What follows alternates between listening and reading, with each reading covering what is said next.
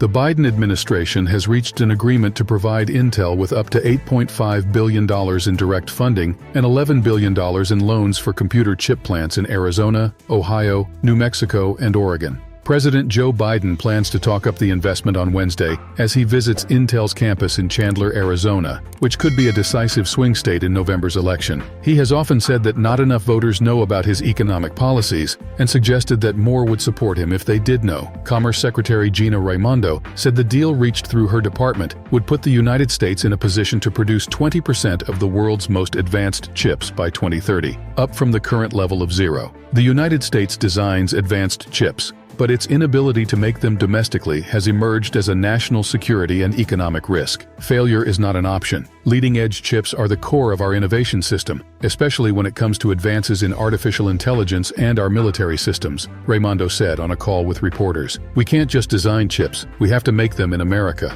The funding announcement comes amid the heat of the 2024 presidential campaign. Biden has been telling voters that his policies have led to a resurgence in U.S. manufacturing and job growth. His message is a direct challenge to former President Donald Trump, the presumptive Republican nominee, who raised tariffs while in the White House and wants to do so again on the promise of protecting U.S. factory jobs from China. Biden narrowly beat Trump in Arizona in 2020 by a margin of 49.4% to 49.1%. U.S. adults have dim views of Biden's economic leadership, with just 34% approving, according to a February poll by the Associated Press Nork Center for Public Affairs. The lingering impact of inflation, hitting a 4-decade high in 2022, has hurt the Democrat, who had a 52% approval on the economy in July 2021. Intel's projects would be funded in part through the bipartisan 2022 CHIPS and Science Act, which the Biden administration helped shepherd through Congress at a time of concerns after the pandemic that the loss of access to chips made in Asia could plunge the U.S. economy into recession. When pushing for the investment, lawmakers expressed concern about efforts by China to control Taiwan, which accounts for more than 90% of advanced computer chip production. Ohio Sen. Sherrod Brown,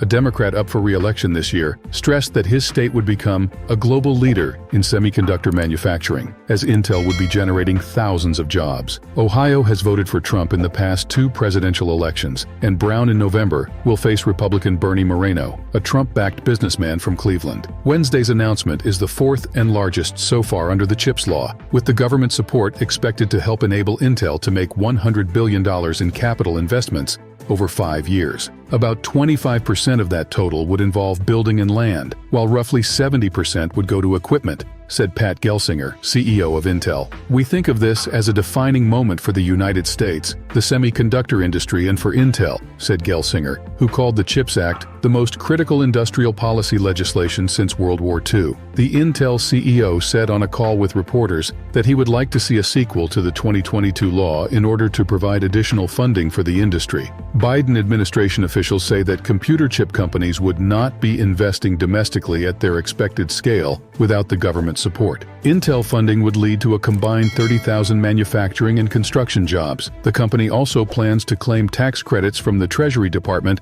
worth up to 25% on qualified investments. The Santa Clara, California-based company will use the funding in 4 different states. In Chandler, Arizona, the money will help to build 2 new chip plants and modernize an existing one. The funding will establish 2 advanced plants in New Albany, Ohio, which is just outside the state capital of Columbus. The company will also turn 2 of its plants in Rio Rancho, New Mexico, into advanced packaging facilities, and Intel will also modernize facilities in Hillsboro, Oregon. The Biden administration has also made workforce training and access to affordable childcare a priority in agreements to support companies. Under the agreement with the Commerce Department, Intel will commit to local training programs as well as increase the reimbursement amount for its childcare program, among other efforts.